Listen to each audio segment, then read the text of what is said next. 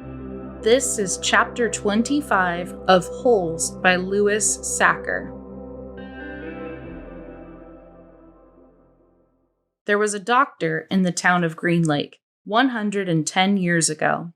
His name was Dr. Hawthorne, and whenever people got sick, they would go see Doc Hawthorne, but they would also see Sam, the onion man.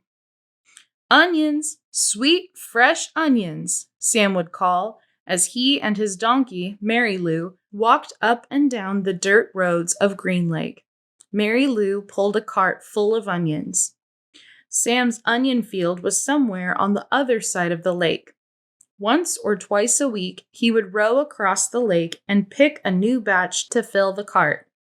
Sam had big, strong arms, but it would still take all day for him to row across the lake and another day for him to return. Most of the time, he would leave Mary Lou in a shed, which the walkers let him use at no charge, but sometimes he would take Mary Lou on his boat with him. Sam claimed that Mary Lou was almost 50 years old, which was, and still is, extraordinarily old for a donkey. "She eats nothing but raw onions," Sam would say, holding up a white onion between his dark fingers. "It's nature's magic vegetable. If a person ate nothing but raw onions, he could live to be 200 years old." Sam was not much older than 20, so nobody was quite sure that Mary Lou was really as old as he said she was. How would he know? Still, nobody ever argued with Sam, and whenever they were sick, they would go not only to Doc Hawthorne, but also to Sam. Sam always gave the same advice: eat plenty of onions.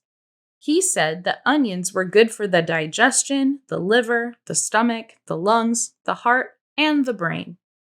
If you don't believe me, just look at old Mary Lou here. She's never been sick a day in her life. He also had many different ointments, lotions, syrups, and pastes, all made out of onion juice and different parts of the onion plant. This one cured asthma, that one was for warts and pimples, another was a remedy for arthritis. He even had a special ointment which he claimed would cure baldness. "Just rub it on your husband's head every night when he's sleeping, Mrs. Collingwood, and soon his hair will be as thick and as long as Mary Lou's tail." Doc Hawthorne did not resent Sam. The folks of Green Lake were afraid to take chances. They would get regular medicine from Doc Hawthorne and onion concoctions from Sam. After they got over their illness, no one could be sure, not even Doc Hawthorne, which of the two treatments had done the trick. Doc Hawthorne was almost completely bald, and in the morning his head often smelled like onions. Whenever Katherine Barlow bought onions, she always bought an extra one or two and would let Mary Lou eat them out of her hand. "Is something wrong?" Sam asked her one day as she was feeding Mary Lou.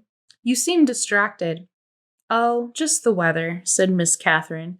"It looks like rain clouds moving in." "Me and Mary Lou, we like the rain," said Sam. "Oh, I like it fine," said Miss Katherine as she rubbed the donkey's rough hair on top of its head. "It's just that the roof leaks in the schoolhouse." "I can fix that," said Sam. "What are you going to do?" Katherine joked. "Fill the holes with onion paste?" Sam laughed. "I'm good with my hands," he told her. "I built my own boat. If it leaked, I'd be in big trouble." Katherine couldn't help but notice his strong, firm hands. They made a deal. He agreed to fix the leaky roof in exchange for 6 jars of spiced peaches. It took Sam a week to fix the roof because he could only work in the afternoons, after school let out and before night classes began. Sam wasn't allowed to attend classes because he was a Negro, but they let him fix the building. Miss Katherine usually stayed in the schoolhouse, grading papers and such, while Sam worked on the roof. She enjoyed what little conversation they were able to have, shouting up and down to each other. She was surprised by his interest in poetry. When he took a break, she would sometimes read a poem to him. On more than one occasion, she would start to read a poem by Poe or Longfellow, only to hear him finish it for her from memory. She was sad when the roof was finished. "Is something wrong?" he asked. "No, you did a wonderful job," she said. "It's just that the windows won't open.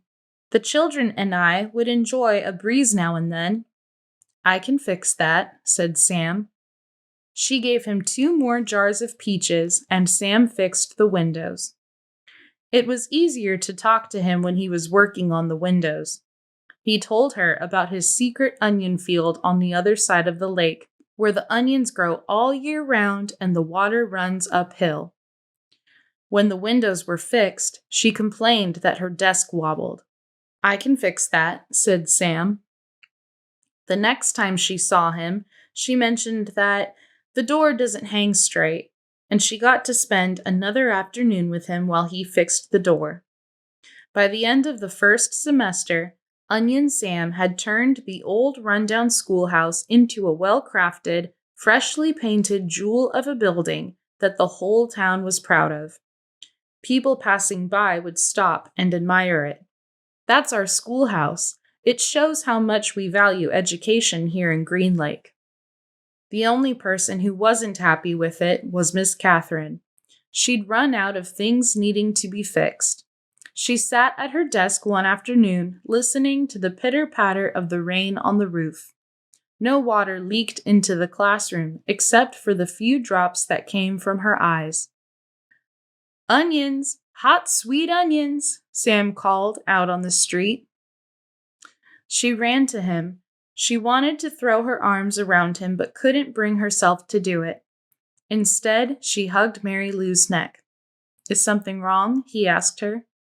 "Oh, Sam," she said, "my heart is breaking." "I can fix that," said Sam. She turned to him. He took hold of both of her hands and kissed her.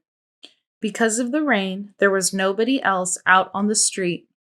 Even if there was, Katherine and Sam wouldn't have noticed. They were lost in their own world.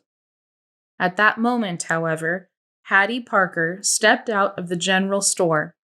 They didn't see her, but she saw them. She pointed her quivering finger in their direction and whispered, "God will punish you."